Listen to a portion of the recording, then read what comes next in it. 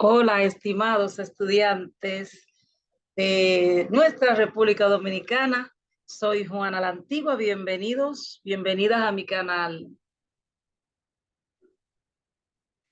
Nosotros, todos los docentes, junto a los estudiantes de cuarto año de bachillerato y de sexto año de secundaria, tenemos un plan de acción destinado a alcanzar el éxito en las pruebas nacionales. Pero en esta oportunidad nos vamos a centrar en la asignatura de lengua española. Lo primero que vamos a trabajar son diversos textos que ustedes tuvieron la oportunidad de trabajar hace 2, 3 años y vamos a iniciar con los textos funcionales. Recordemos, yéndonos para tercero de secundaria, para cuarto de secundaria, para primero de bachillerato, que un texto funcional tiene el propósito de motivar al lector para que realice una determinada acción. Son una especie de guías que determinan acciones claras y que estas acciones no deben tener un doble mensaje, no deben prestarse a confusiones. Y en este caso tenemos, por ejemplo, el texto instructivo y la receta. El texto instructivo tiene generalmente el propósito de hacer que el lector haga ciertas acciones. Para esto se le entregan materiales necesarios con los cuales puede, por ejemplo, trabajar en cómo prevenir incendios, cómo actuar en caso de un terremoto, etcétera, etcétera. Ya para la receta, especialmente la receta de cocina, que todos nosotros conocemos, por lo menos una receta, seguimos instrucciones para elaborar, para preparar platos destinados a nuestra alimentación.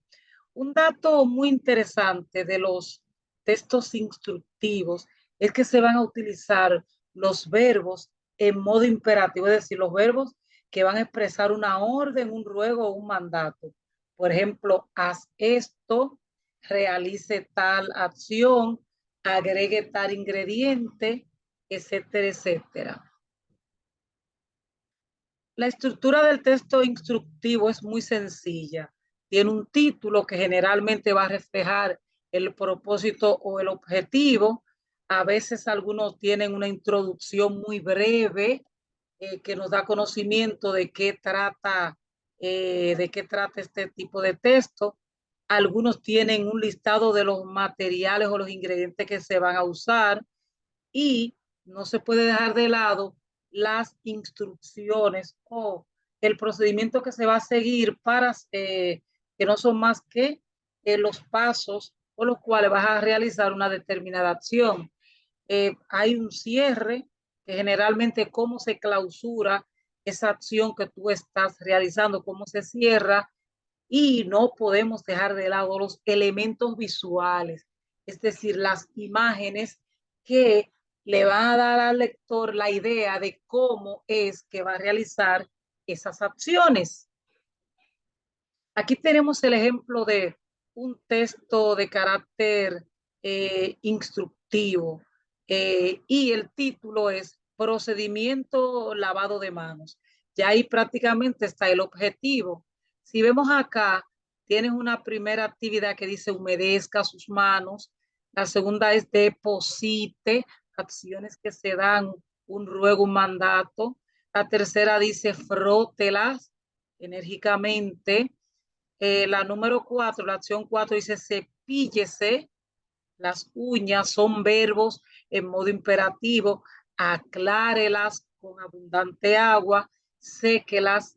Entonces son verbos que denotan una acción, una orden, un ruego, un mandato, que son propios de los textos de carácter instructivo. Aquí tenemos una receta, cómo cocer arroz blanco. Aquí dice, veamos cómo podemos cocinar un delicioso arroz blanco. Esta puede ser la introducción. Luego viene la lista de ingredientes que lleva la preparación del mismo y 6 instrucciones. La primera dice, lave la cantidad de arroz que vaya a utilizar para quitarle el almidón.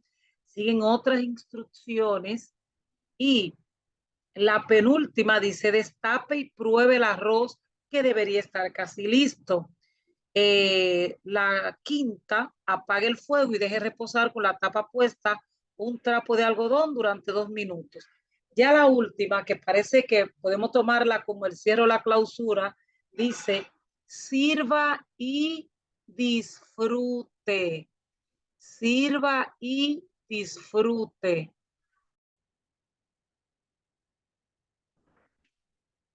Algunas de las preguntas, de los cuestionamientos propios de la comprensión lectora de un texto funcional y que podemos encontrar también en nuestra prueba nacional de lengua española, se vinculan con el tipo de texto que es con el que estamos trabajando. Puede ser una receta, hasta una receta médica, un instructivo o una receta de cocina, por ejemplo. El propósito o la intención comunicativa que tiene, el tipo de lector a quien está dirigido, destinado a este tipo de texto funcional y eh, aspectos vinculados con la estructura que tiene el mismo, es decir, lo que corresponderá a la introducción, al desarrollo y a la conclusión de este.